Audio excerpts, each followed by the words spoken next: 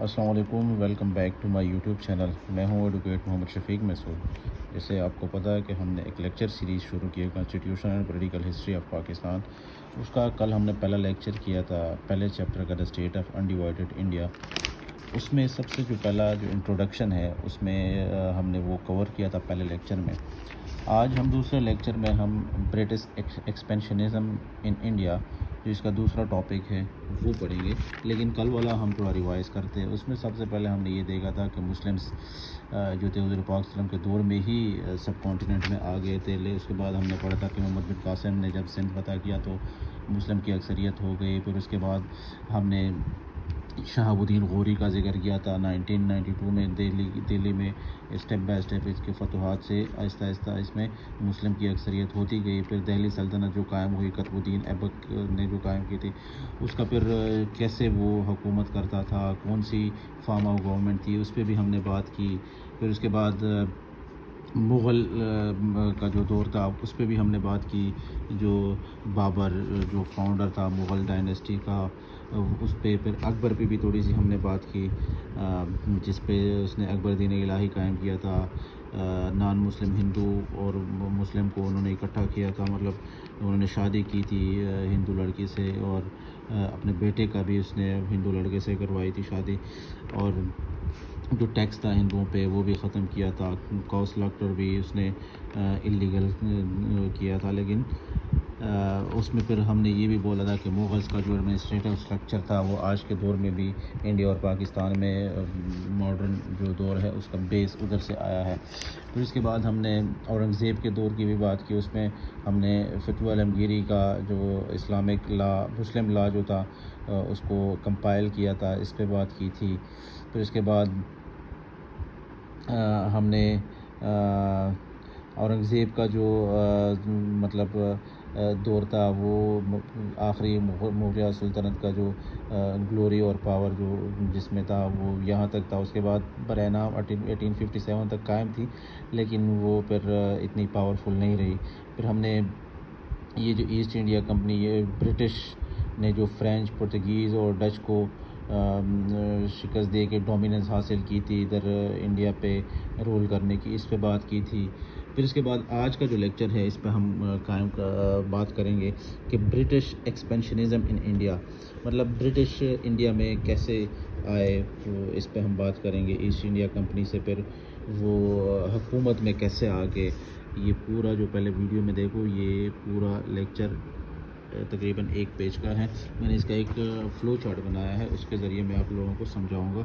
اس میں سب سے پہلے یہ ہے کہ ایسٹ انڈیا کمپنی جو آئی تھی وہ سول پرپز اس کا کیا تھا، ٹریڈ تھا، اور ٹریڈ بھی جو مین چیز ان کو کھینچ لائی تھی وہ اسپائسیز تھی۔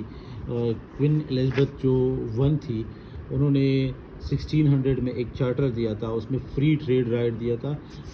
جو لندن کمپنیز تھی ان کو ایسٹ انڈیز میں ٹریڈ کا ایک وہ فری رائٹ دیا تھا، اور یہ اس کا جو چارٹر ہے اس سے بھی اس کے ورڈز بھی یہاں پر لکھے ہوئے، اس میں سیم ٹو سیم، بس جسٹ کوئی ٹیریٹوریل ایکوزیشن یعنی کوئی ٹیریٹری پہ قبضہ کرنا یا سوورن پاور حاصل کرنے کا کوئی مقصد نہیں تھا، جسٹ ان کا مقصد یہی تھا کہ وہاں پر ہم ٹریڈ کریں ایسٹ انڈیا کے ساتھ۔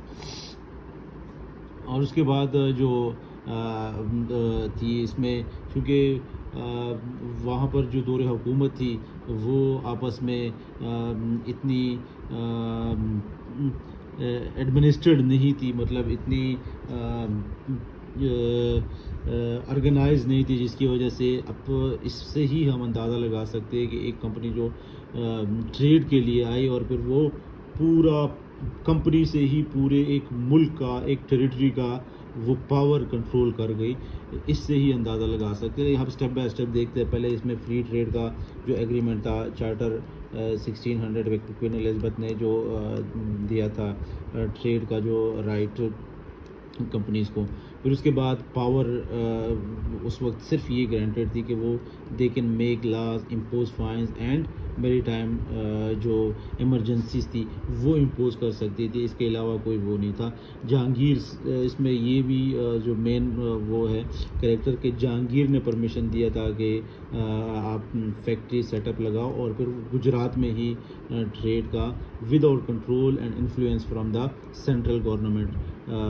مطلب یہ پورا ایک فری ہینڈ دیا تھا کہ آپ لوگ یہاں پر کمپنی لگاؤ، ٹریڈ کرو، اور سینٹرل گورنمنٹ کوئی اس میں انٹرفیرنس نہیں کرے گی.